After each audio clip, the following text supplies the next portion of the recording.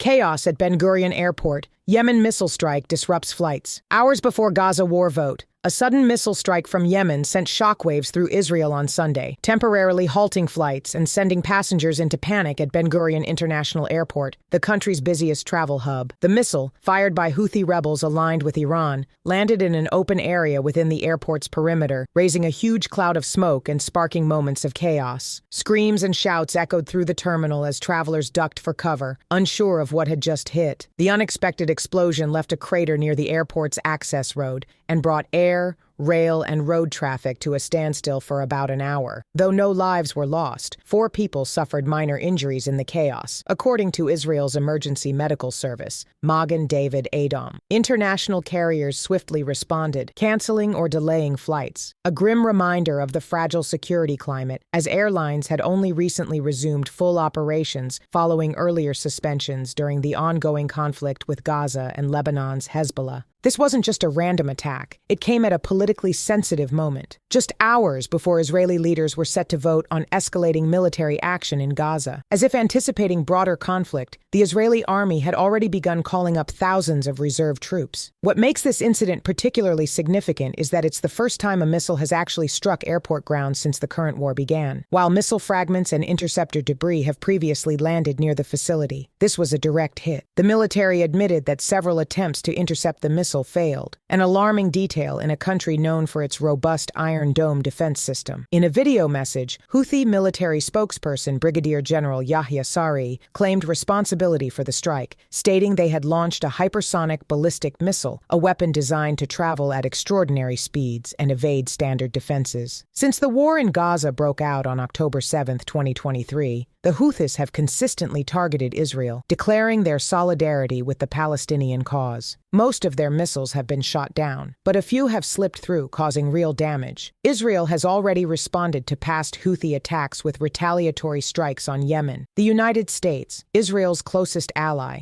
joined the effort earlier this year, launching its own wave of airstrikes in March. Now, with this latest incident, a missile hitting one of Israel's most secure and vital locations, tensions are set to rise even higher. The world watches closely, wondering what Israel's next move will be. One thing is certain, the conflict is far from over. Netanyahu vows retaliation after Houthi missile strike as Israel considers expanding Gaza war. Tensions in the region soared further after Israeli Prime Minister Benjamin Netanyahu issued a stern warning following a missile strike from Yemen that rattled Ben-Gurion International Airport. In a video posted to social media, Netanyahu made it clear that while retaliation wouldn't be immediate, it was certainly coming. "It's not bang bang and we're done, but there will be bangs," he said, signaling sustained military action. Later, his tone sharpened even more. Netanyahu declared that Israel would not only respond to the Houthi missile attack, but also hold Iran accountable, calling them the terror masters behind the assault. The message was unmistakable. Israel intends to strike back, but on its own terms and timeline. Far-right National Security Minister Itamar Ben-Gvir didn't hold back in his demands. In a radio interview, he pushed for a more powerful approach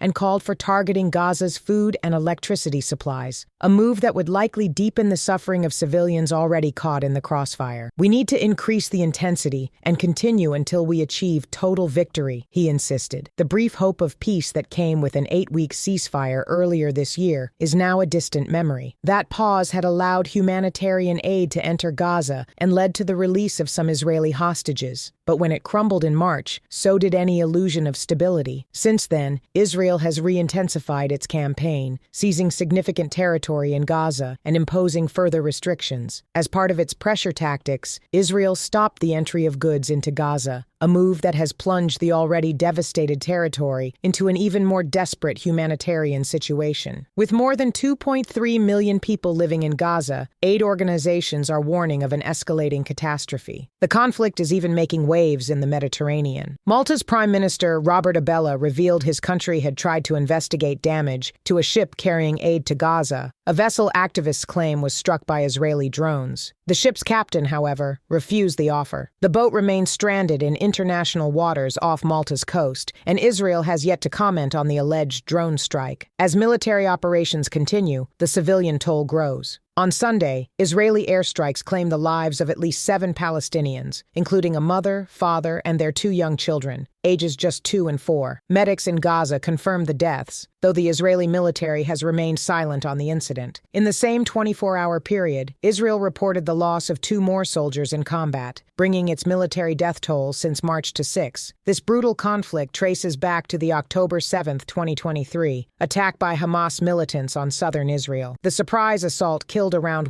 200 people and led to the abduction of roughly 250 hostages. Israel says 59 of those captives are still in Gaza, although tragically, about 35 are believed to be dead. Since then, the death toll in Gaza has surpassed a staggering $52,000, according to local health officials. Many of the victims are women and children. These figures do not separate combatants from civilians, painting a grim picture of the human cost of this war. As the Israeli cabinet prepares to vote on deepening the conflict, and Netanyahu warns of retaliation on multiple fronts, the region stands on the edge of a broader and more destructive escalation. The days ahead may shape not just the future of Gaza and Israel, but the entire Middle East. Subscribe for more interesting videos and hit the like button.